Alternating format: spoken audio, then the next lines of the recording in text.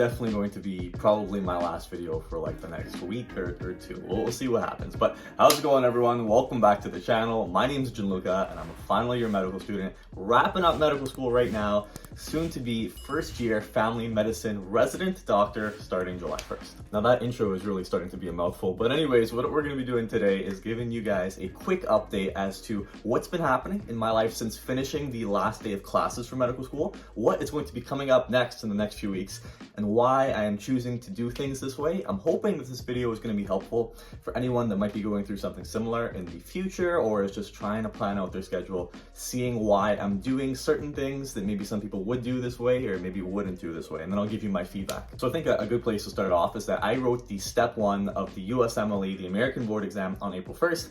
I figured out I passed, and originally when I signed up for the step 1 exam, I went into it under the assumption that if I passed, I was not going to go ahead with step 2 or step 3 until maybe starting residency, maybe afterwards. For those of you that don't know, once you pass that first exam, you have, I think it's 7 years to finish the other 2 exams. And the reason why I wanted to delay step 2 and step 3 is because I also have the Canadian licensing exam, that is the MCCQE1, in exactly 8 days. And I had wanted to delay things like this because every time I finish one of these months study preparation sessions and then, culminates in an 8 or 9 hour exam, I'm toast. It's really just a very difficult process, and especially for myself, I know everyone's going to be different.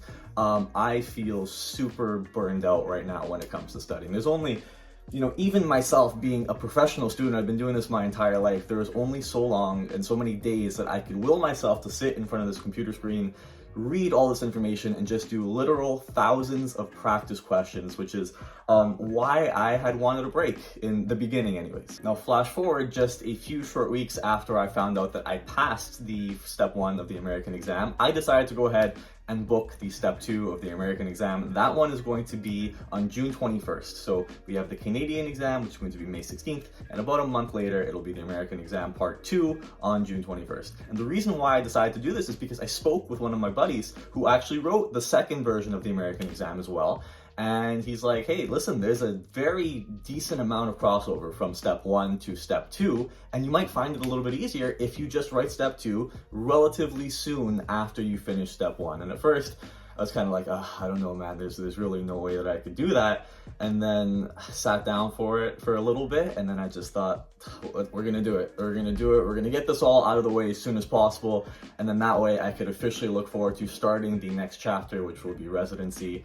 At this point, I am of the mentality that I am done being a medical student. I want to wrap up all these exams and move on to the next step, which is being the best doctor and learning to be the best doctor that I can. And then the second part of me writing the step 2 exam now before July 1st is that starting on July 1st, they're going to be increasing the passing score. I think it goes from a 209 to a 214 is going to be the new bar that you'll need to pass. And I know there are a lot of American students that are studying their brains out, basically trying to get as high of a score as possible on that exam because it directly influences where they're able to match and what specialty they're able to get into. But I myself, being a Canadian student, have already matched here in Canada. I'm not applying to residency in the States, and therefore I'm not chasing a super high mark on this exam. And on that note, it's a very similar story with the Canadian exam. Our scale for the Canadian exam goes from a 1 to a 400. The average score is a 250. A pass is, I believe, a 236, and anything after that is just pass or fail. You literally just need that pass or fail. It doesn't really influence if we're able to get like a 330 or a 340. That is important if you are an IMG student applying to a Canadian residency, but if you're a Canadian student, really we're just trying to pass that exam. Now the good news is that the step 2 material coupled with the Canadian material is so much better than the step 1 material.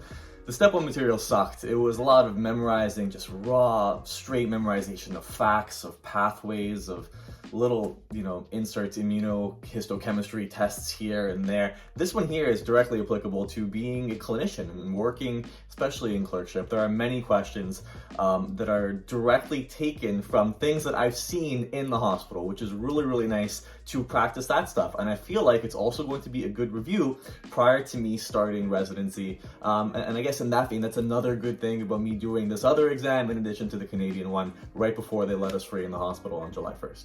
You'll notice that when I talk about the board exams, I am constantly trying to look for the positives in all of this, because I really am.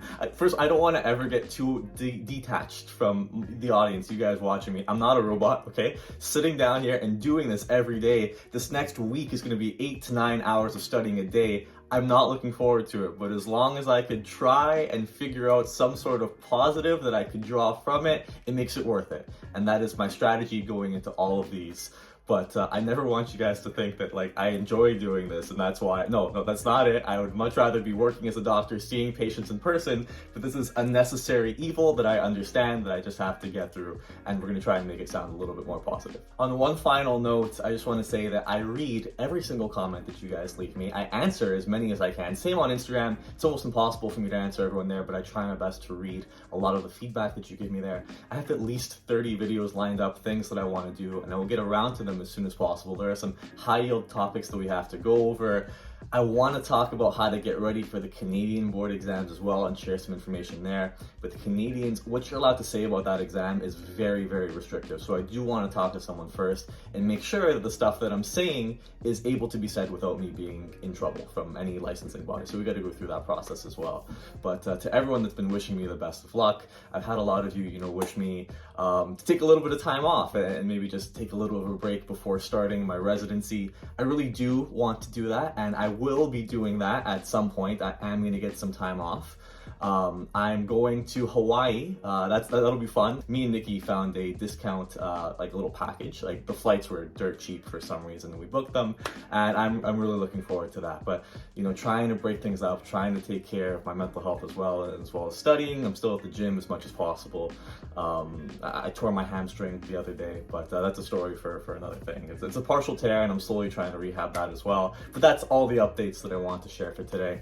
Like always, if you guys have any questions about any of the exams, anything you want, direct feedback from me, like I will answer you. Just put it in the comment section below. That's the best way to reach me at any time. And with that, wish me luck. Wish me luck. There's going to be more videos coming, and good luck with everyone doing your things as well. So we'll see you all in the next one. Thank you for hearing me ramble today, and as always, I do hope that it was helpful. And take care for now.